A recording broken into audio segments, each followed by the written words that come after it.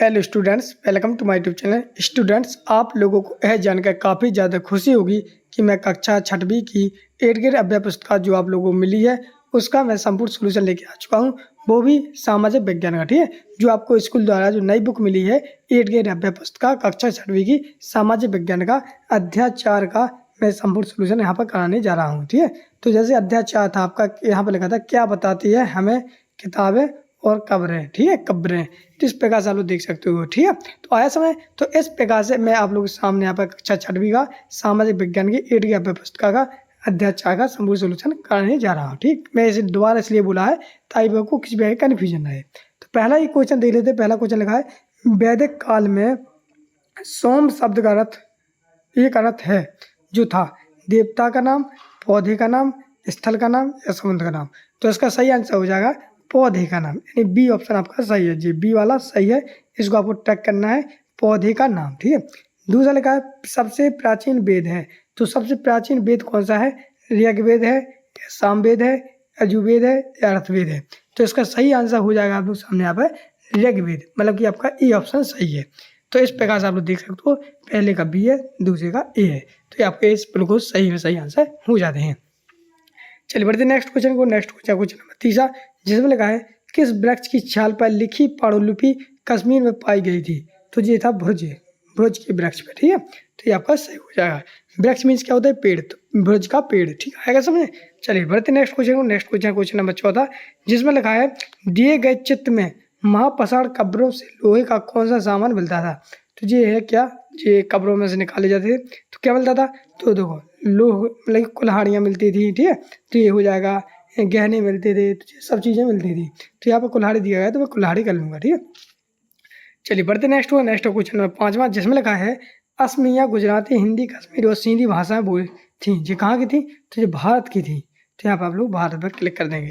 तो इस प्रकार से आप लोग सामने यहाँ पर 5 आपके सही विकल्प कंप्लीट हो जाते हैं। चलिए बढ़ते आप लोग नेक्स्ट क्वेश्चन को। तो स्टूडेंट नेक्स्ट क्वेश्चन आप लोग सामने प्रश्न उत्तर। ठीक है, प्रश्न उत्तर में जिसमें रिक्त स्थान दिए गए हैं। सब प्रथम क्या है? रिक्त स्थान। तो हम रिक्त स्थानों की पूर्ति करने जा रहे हैं। तो पहला लिखा है महापाषाण कब्रें बनाई गई थी लगभग कितने साल पहले बनाई गई थी? तो इसका आंसर हो जाएगा 3000 साल पहले। तो पहले वाली खाली स्थान में आपको 3000 भर देना है।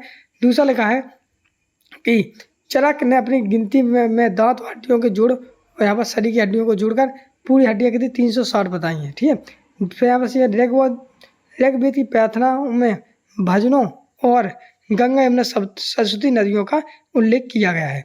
तो अब इस प्रकार पढ़ लेंगे। चौथा देखते हैं। चौथे में लिखा है कि शिलाखंड को हम प्रचंड खंड या चट्टान के नाम से भी जानते हैं, तो प्रस्तर खंड के नाम से भी जानते हैं। आज में ये भी लिख देंगे। फिर आपके सामने ई जिसमें लगा प्रसिद्ध वेद चरक ने चिकित्सा शास्त्र पर चरक संहिता का नाम भी दिया है। ठीक है, तो इस प्रकार से आप लोग सामने यहाँ पर क्वेश्चन नंबर 6वीं की आपकी ये पूरे 5 आपकी रिक्त स्थान पूरे कंप्लीट हो जाते हैं, जो कि आप लोग वीडियो को रोक कर पूरी तरह से भर भी सकते हैं। चलिए बढ़ते नेक्स्ट क्वेश्चन को। नेक्स्ट क्वेश्चन है क्वेश्चन नंबर 7, जिसमें लगा सबसे प्राचीन वेद कौन सा है?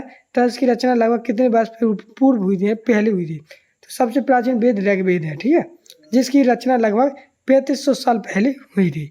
तो इस प्रकार से आप लोग वीडियो को रोक कर लिख लेंगे। अगला क्वेश्चन नंबर 8, जिसमें लगा है सूक्त से आप क्या समझते हैं या सूक्त से क्या आशय है?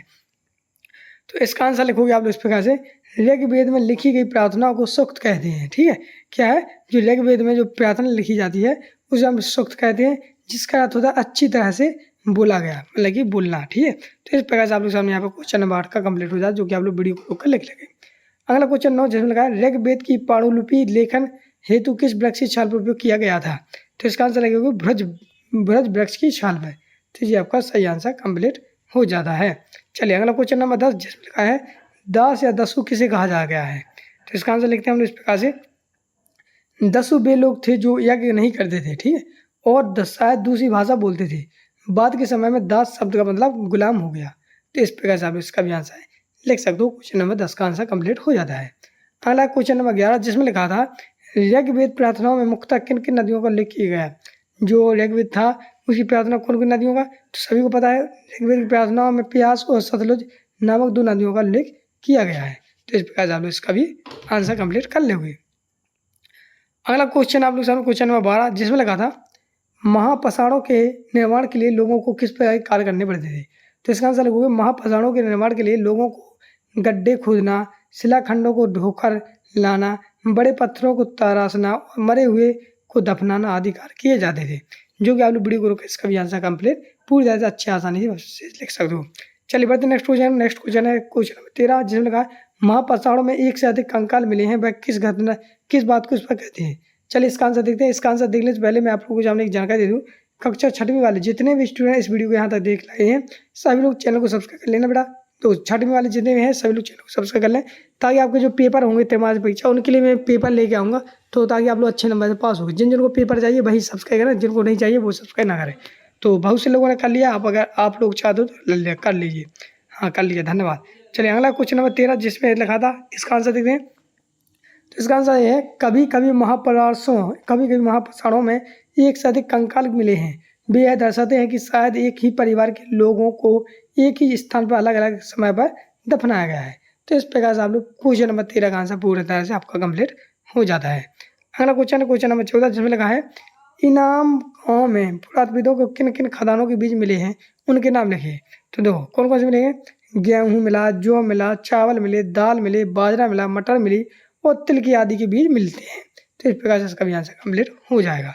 अगला क्वेश्चन है क्वेश्चन नंबर 15, जिसमें लिखा है लोगों की सामाजिक स्थिति की असमानताओं को किस प्रकार जाना जा सकता है।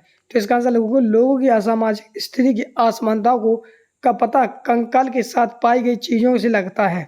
कुछ कंकालों के साथ सोने चांदी की चीज़ें मिली हैं, तो कुछ कंकालों के साथ मिट्टी के बर्तन। तो इस प्रकार से इसका पता लगाया जा सकता है, जो कि आप लोग वीडियो को रोककर अच्छी तरह से लिख सकते हो।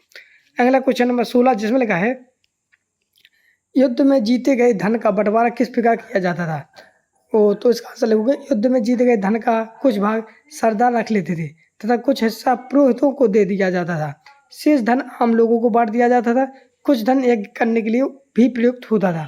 तो जो लोग युद्ध में जो सोना चांदी जीत जाते थे, तो उनका बंटवारा किस प्रकार से होता था, जो कि आप लोग इस प्रकार से देखते हो, इस प्रकार से होता था। ठीक है, क्वेश्चन नंबर 17 देखते हैं। तो क्वेश्चन नंबर 17 नहीं, क्वेश्चन नंबर 16 तक है। तो इस प्रकार से आप लोग सामने कक्षा 6वीं की 1 पुस्तक का सामाजिक का पार्ट आपका जी कितना अध्याय आपका ये कंप्लीट हो जाता है। अब जो नेक्स्ट वीडियो आ रही है वो आ रही है अगले अध्याय की।